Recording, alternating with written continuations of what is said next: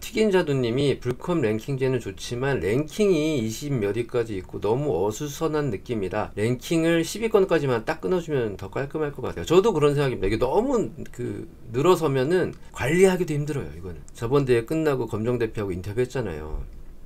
저는 제가 한 인터뷰를 한 몇 번씩 돌려보거든요. 왜냐면 사실 인터뷰의 어떤 내용도 내용인데 어떤 표정이나 이 바디랭귀지 같은 게 읽을 얘기들이 많아요. 그걸 읽어요. 저는 읽어야 돼. 또 직업이 그렇다 보니까 검정 대표가 일단 인터뷰 말미에 내부의 이 어떤 과부하에 대한 걱정을 하잖아요. 그러니까 어느 정도는 좀 포기할 건 포기해야 돼요. 완벽주의를 좀 버려야 돼. 랭킹 이게 쭉 세운 거 있잖아요. 되게 합리적일 것 같잖아요. 근데 이게 그다지 그렇게 효과는 저는 없다고 생각해요. 그래서 지금 말씀 주신 것처럼 10이면 10위, 5위면 5위 뭐 이렇게 딱 끊어주는 게 더 낫지 않을까. 막 10 몇 위 막 이까지 주고 이거 어떻게 또 랭킹 다 경기 끝나고 할 겁니까? 결과적으로는 다 정성평가인데 정량평가가 아니잖아요. 저도 마찬가지 같은 생각 갖고 있습니다.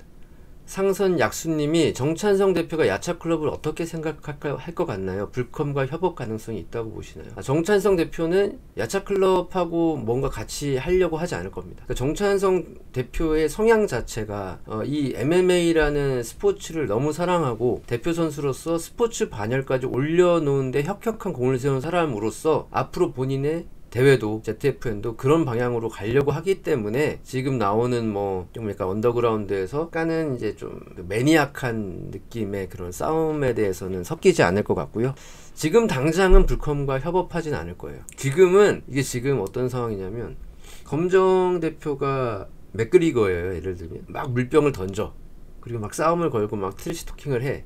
근데 여기에서 정찬성 대표는 네이트 디아즈처럼 같이 받아주는 게 아니에요. 기자회견 되게 유명한 기자회견 있잖아요. 코너 맥그리거하고 네이트 디아즈고 데이나 화이트 대표가 다 있었어. 기자회견 딱 정시에 시작을 하려고 했는데 맥그리거가 15분 늦게 들어옵니다. 지각을 한 거죠. 네이트 디아즈는 어떻게 했을까요? 15분 먼저 나갑니다. 조퇴를 해요. 이 정도 합이 맞았던 단짝이에요, 둘은. 근데 정찬성 대표는 아마 합입처럼 반응할 거예요. 반응하고 있어요, 지금 제가 봤을 때는. 코너 맥그리거는 자기는 이렇게 막 약간 인신공격도 하고 막 하잖아요. 종교도 건드리고. 근데 이거는 어디까지나 이 친구는 사업이야, 비즈니스야. 다 경기 중에도 그런 얘기 한 거 아닙니까? 야, 합의봐, 이거 다 비즈니스잖아, 이렇게 생각하지만 합의는 그렇게 생각 안 해요. 내가 어떤 쳐놓은 어떤 경계선에 들어오면 선을 넘어야 되지 않은 것들의 선을 넘어오면 이제 적이 되는 거죠.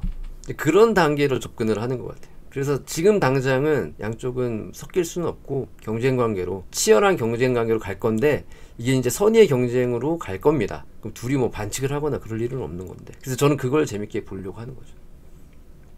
기자님도 이래봐도 우리나라 격투기 기자 레전드는 아니고요. 그냥 올해 한 영감 같은 건데, 연말에 시상식 같은데 상을 주나요? 올해 기자상 이런 거. 이런 시상식은 없고요. 로드 FC 배너 하에, 그러니까 로드 FC 소속 선수들, 관장님들 대상으로 올해의 체육관, 올해의 경기, 올해의 선수 신인 이런 상들을 주긴 하죠. 블랙컴뱃도 올해 2월에 작년 거를 이제 보고 상을 줬어요. 그러니까 각 단체마다 있는 거고, 이걸 아우르는 시상식은 없어요. 근데 그거는 사실 저도 좀 제가 만들고 싶은 거고, 제가 능력은 없지만 그냥 이상적으로 생각할 때 제3자가 만들 수 있는 그런 MMA 국내 시상식 같은 거, 이런 거는 한번 해보고 싶어요. 근데 이제 스폰도 있어야 되고 자본도 있어야 되니까 구상만 하고 있습니다.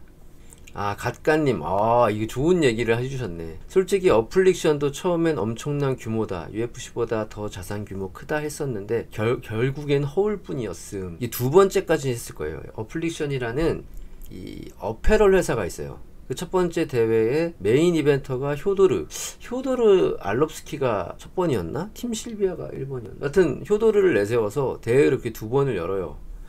근데 거기서 수익고자가 안 나왔던 거지. 안 나왔고, 효도르한테 들어간 돈이 너무 많았고, 또 거기에 M1 글로벌 껴있고 막 이러니까 뭔가 이 단체로서 명확하게 끌고 갈 수 있는 어떤 구조가 안 나오다 보니까는, 당시 처음 시작할 때 마찬가지 갓가님이 하신 말씀처럼 야, 이거 위기다, UFC 흔들릴 거다 막 이런 얘기들 막 나왔었거든.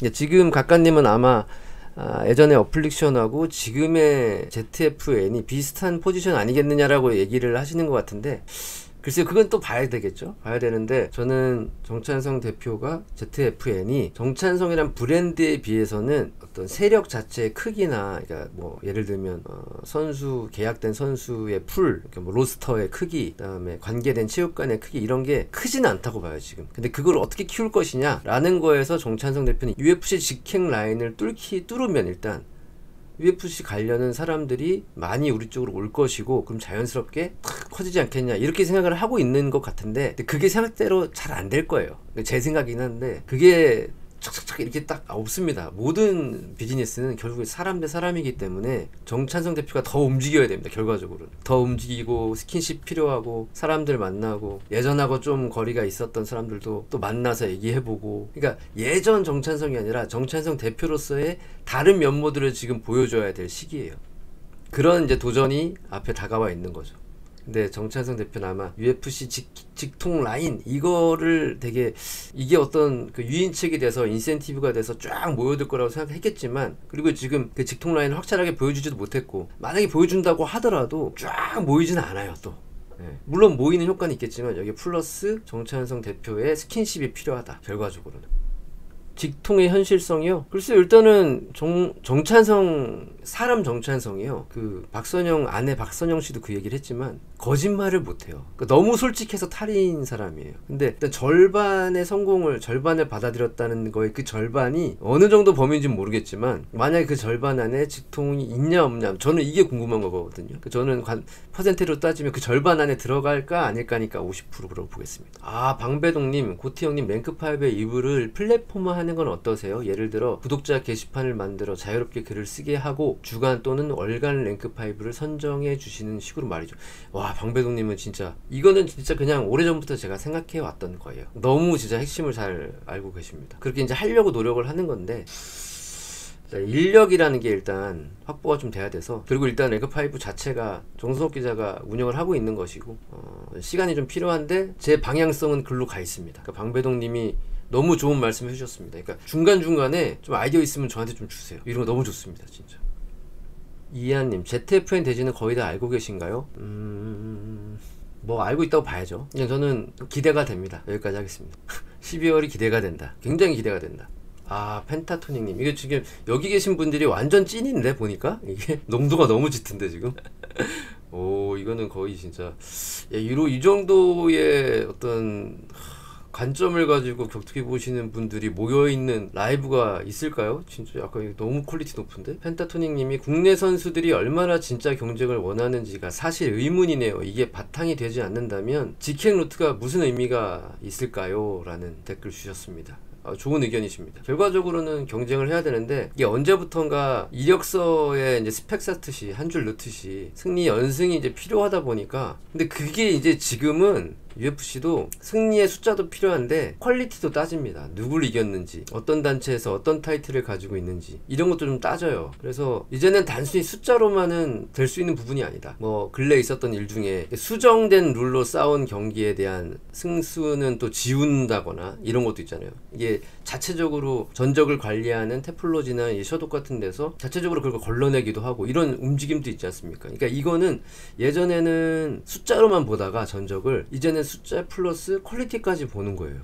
그 다음에 에이전트 분들도 이제 거기서 경쟁을 해야 되기 때문에 숫자만 맞춰가지고 넣어, A란 선수를. 근데 숫자만 보고 뽑았다가 별게 없어. 그러면 이 에이전트에 대한 신뢰도, UFC에 가지고 있는 신뢰도 떨어지는 거 아닙니까? 좋은 선수들을 계속 납품을 해야 되는 거잖아요. 거기서 이제 신뢰를 얻으면 또 좋은 이제 라인이 생기는 거고, 그런 의미에서 이제 퀄리티도 보고 있는 시대가 됐다. 그래서 우리나라 선수들도 이제 경쟁해야 된다. 결국에는 우리나라 선수를 뭐 얼마나 데려갈까요? 제가 보니 10명 내외예요. 결국에 많으면 10명이야. 그 10명 안에 들어가기 위해서 이 한국 내에서도 경쟁을 해야 되는 거예요. 지금 당장 내년에 RTU 있잖아요. 그거 엄청 빡세요. 지금 생각해보세요. 내년에 RTU를 이제 하게 되면 뭐 플라이, 벤텀, 패더, 뭐 나머지 체급은 어떻게 될지 모르겠지만, 당장에 지금 패더만 보십시오. 많은 패더 선수들 있잖아요. 지금부터 경쟁이라니까요. 이미. 랭크5에 고트 형님 지분은 없는 거예요? 아, 요구하려고 합니다. 요구하겠습니다.